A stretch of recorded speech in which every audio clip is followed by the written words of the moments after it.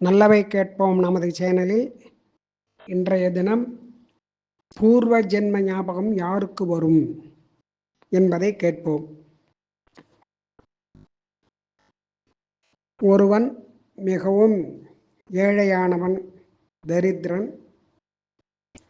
அவன் இந்த மாதிரி தர்ம விஷயங்களெல்லாம் கேட்டுண்டான். தர்மங்கள்லாம் சாஸ்திரங்கள்லாம் கேட்டுண்டான். யாரோ ஒருத்தர் சொல்லின்னு இருக்கார், அதை கேட்குறான். கேட்ட உடனே அந்த சொல்லக்கூடியதானவர் தானத்தினுடைய சிறப்பு மேன்மை இதெல்லாம் சொல்றார்.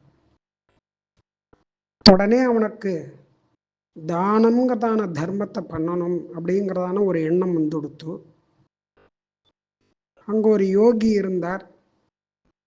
இந்த யோகிகிட்ட போய் ஏதாவது கொடுக்கலாம் அப்படின்ட்டு போகிறான். ஆனால் அவன் கையில் எதுவுமே இல்லை. என்ன பண்ணுறதுன்னு தெரியாமல் முழிச்சுட்டு இருந்தான்.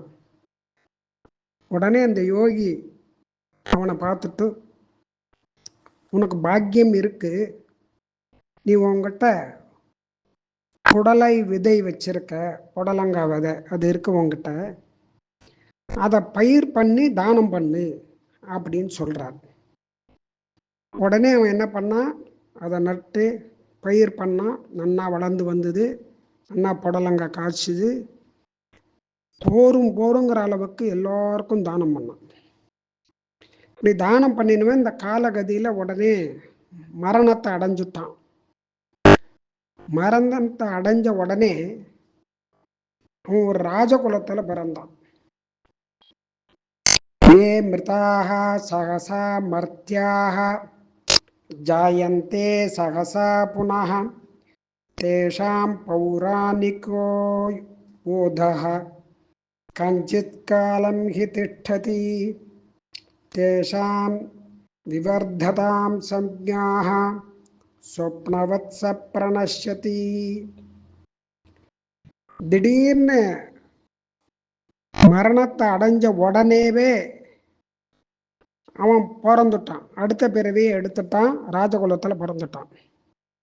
இந்த மாதிரி மரணம் அடைஞ்ச உடனேவே யார் பிறக்கிறாளோ அவளுக்கு பூர்வ ஜென்ம ஞாபகம் வரும். உடனே அவனுக்கு பூர்வ ஜென்ம ஞாபகம்லாம் வந்தது. அவன் என்ன பண்ணுறான், காலப்போக்கில் அந்த யோகியை பார்க்குறான். பூர்வ ஜென்ம ஞானம் இருக்கிறதுனால, உடனே பிறந்ததுனால, அப்போ யோகி இருக்கிறதுனால அந்த ஜென்மத்திலே அவரை பார்க்குறான். பார்த்துட்டு, சுவாமி நீர் சொன்னபடி நான் பண்ணேன், அதனால் எனக்கு இப்போ ராஜ்யம் கிடச்சிடுத்து.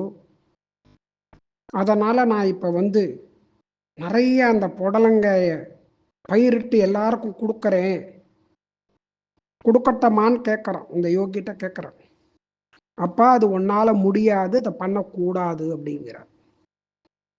ஏன் அப்படின்னா, நீ முதல்ல பூர்வ ஜென்மத்தில் இருந்தது வறுமையில் இருந்த, ஏழையா இருந்த, அதனால் உனக்கு அது கிடைச்சது, பண்ணினேன். இப்போ அப்படி இல்லை, நீ பெரிய ராஜாவாக இருக்க, உங்ககிட்ட எல்லாமே இருக்கு. இப்போ பிரபு பிரதம கல்பஸ்ய யோ அனுகல்பேன வர்த்ததே ச நாப்னோதி பலம் தஸ்ய பிரேத்யச இகச துர்மதிஹி. இப்போ பிரபுவாக இருக்கக்கூடியவன் உத்தமமான கல்பத்தை அவலம்பிக்கணும். அதாவது ஏழையாக இருக்கிறவன் என்ன பண்ணணுமோ அதை தான் பண்ணலாம். நீ ராஜாவாக இருக்கிறவன் ஏழை பண்ணுறதை பண்ணக்கூடாது. அப்படி பண்ணினா உனக்கு அது நஷ்டமாயிடும். அதனால் உனக்கு துர்மதி அப்படிங்கிறதான ஒரு பட்டம் வேற வந்துடும். அதனால் தஸ்ய பிரேத்தியச்ச இகச்ச துர்மதிஹி அப்படிங்கிற, உனக்கு கெட்ட பேர் வந்துடும்பா. அதனால் நீ அந்த மாதிரி பண்ணக்கூடாது. எதுக்காக எந்த திரவியங்கள் செலவிடப்பட்டதோ அதை மாதிரி தான் அந்த வரவும் வரும் அப்படிங்கிறார். அதாவது கிரகஸ்தனுக்கு என்ன சொல்லியிருக்கு தர்மம் அப்படின்னா, ஆடல் பாடல் கூத்து இதெல்லாம் செலவழிக்கக்கூடாது, காலத்தை போக்கக்கூடாது அப்படின்னு தர்மசாஸ்திரம் சொல்றது. அதெல்லாம் போகக்கூடாது. சன்னியாசி பிரம்மச்சாரி இந்த மாதிரி இருக்கிறவாலும் கிரகஸ்தால் இவெல்லாம் போகக்கூடாது அப்படின்னு சொல்கிறது. அதனால் கலியுகத்தில் பொதுவாகவே மக்களுக்கு புத்தி, சக்தி, ஆயுள் எல்லாம் குறைவாக தான் இருக்கும். அதனால் ரிஷிகள் என்ன பண்ணால் அதுக்கு தகுந்தாற்போல் தர்மசாஸ்திரத்தை அவள் உபதேசம் பண்ணியிருக்கா, ஏற்படுத்தியிருக்கா. அதே மாதிரி இந்த கலியுகத்தில் ஜங்கமஸ்தாபரங்கள், அந்த விளையக்கூடியதான பயிர்கள் எல்லாமே அதனுடைய வீரியம் குறைவாக தான் இருக்கும், வீரிய சக்தியே இருக்காது. இந்த சஸ்யாதிகளில் தானியாதிகளில் சக்தி இருக்காது, எதுலையுமே இருக்காது, குறைவாக தான் இருக்கும். உச்சீசந்தி ஸ்வதர்மஸ்ச தத்ர அதர்மேன பீடிதாக கவாம் பூமேஷ்ச ஏச்ச அபாம் ஓஷதீனாம்ச ஏ ரசாக அப்படிங்கிறது. எல்லாமே அதர்மத்தினால பீடிக்கப்பட்டிருக்கும் கலியுகத்தில். அதனால் பசு, பூமி, அதில் இருக்கக்கூடியதான ஜலம், அதில் வளரக்கூடியதான ஓஷதிகள், பயிர்கள், அதில் இருக்கக்கூடியதான ரசம், அதெல்லாம் கட்டுப்படும். இப்போ இருக்கக்கூடியதான ஆகாரத்தில் ருச்சியே இருக்காது, சுவையே இருக்காது, எல்லாமே போயிடுது. அதனால் யார் யாவஜீவம் அக்னிஹோத்திரம் பண்ணிட்டு இருக்காளோ அவளுக்கு க்ஷேமமானது கிடைக்கும் அப்படிங்கிறது. அதனால் குறைஞ்சபட்சம் 12 நாளாவது ஹோமம் பண்ணணும், உபாசனம் பண்ணணும் அப்படின்லாம் வேதம் சொல்லியிருக்கு. ஆனால் வர்ணாசிரம தர்மத்தை கொஞ்ச நாளாவது இது பண்ணணும் அப்படின்னு. அதனால்தான் அக்னிஹோத்திரம், உபாசனம் இதெல்லாம் வச்சுட்டுருக்கா. ஸ்ராத்தாதிகள் வந்தால் விட்டு போனதான அக்னி சந்தானத்தை பண்ணிட்டு தான், சின்ன அக்னி சந்தானம் கரிஷின்னு சொல்லிட்டு அதை பண்ணிட்டு தான் அதுக்கப்புறம் ஸ்ராத்தத்தை ஆரம்பிக்கிறோம்.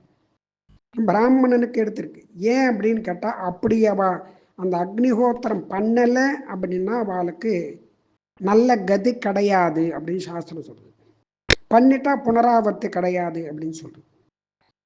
ஆனால் ரிஷிகள்லாம் ஒரு சமயம் இப்படி ஒரு மார்க்கத்தில் அவளுடைய வழியில் ரொம்ப கஷ்டப்பட்டாலாம். பகவானை ஆராதிக்க முடியலையாம் அவளால். தங்களுடைய பசியை போக்கிக் கொள்ளணும் அப்படிங்கிறதுக்காக ஒரு தடாகத்தில் போய் இறங்கி தீர்த்தாமாடிட்டு அதில் இருக்கக்கூடிய தாமரக்கிழங்குகளெல்லாம் எடுத்து அவாவா எடுத்துன்னு கரை மேலே வரிசை அவாவா இருக்க இடத்துல ஒரு பண்ணி வச்சுட்டு, அடையாளத்தோடு பண்ணி வச்சுட்டு திருப்பி போய் அனுஷ்டானங்களை பண்ணிட்டு பார்க்குற, ஒரு கிழங்கு கூட இல்லையாங்க. உடனே அவள் எல்லாருக்கும் கோபம் கொடுத்து, அந்த கோபத்தினால என்ன பண்ணுறா, அநாகிதாக்னி மிரியதாம் ஏஷிக்னம் கரோத்துச்ச அப்படின்னு அவள் ஆகிதாக்னி, அக்னிஹோத்திரம் பண்ணாமலேயே, உபாசனம் பண்ணாமலேயே, அக்னி காரியம் பண்ணாமலேயே அவெல்லாம் இறந்து போகட்டும், மரணத்தை அடையட்டும்னு சாபம் கொடுத்துட்டாலும். அந்த மாதிரி. ஏன்னா அந்த உபாசனங்கிறது பண்ணினாதான் அவளுக்கு மோட்சம் அப்படின்னு சொல்லிருக்கு. அந்த மாதிரி அந்த யாகத்தினுடைய அவளுக்கு கோபம் வந்துடுத்துனா அதை வச்சியே அவள் கோபத்தோடு சொல்லுவாளாம். அப்படி அக்னிஹோத்திரமானது அவ்வளவு வசத்தியாக சொல்லியிருக்கு. பாரதம் மானவோ தர்மஹ வேதாக சாங்காக சிகித்சிதம் ஆக்ஞா சித்தானி சத்வாரி ந ஹந்தவ்யானி ஹேதுபிகி அப்படின்னு 4 விஷயங்கள் சொல்லியிருக்கு. பாரதத்தில், இந்த பாரத தேசத்தில் ஒவ்வொருத்தரும் தெரிஞ்சிக்க வேண்டியது மனு தர்மம், மனுஸ்மிருதி. அடுத்தது அங்கங்களோட கூடினதான வேதம், வேதங்கள் அங்கங்கள். அடுத்தது ஆயுர்வேதம். இதை தெரிஞ்சுக்கணும் அப்படின்னு சொல்லியிருக்கு. ஆனால் சிஷ்டாச்சாரம் பெரியவா நடத்தி காமிச்சிருக்கா. சிஷ்டாச்சாரம் அப்படிங்கிறது யஜ்ஞோ தானம் தபோ வேதாக சத்தந்த திஜசத்தம பஞ்சைத்தானி பவித்ராணி சிஷ்டாச்சாரேஷு நித்யதா அப்படின்னு சொல்லியிருக்கு. இந்த மாதிரி சிஷ்டாச்சாரங்களில் யஜ்ஞம், தானம் இதெல்லாம் சொல்லியிருக்கு.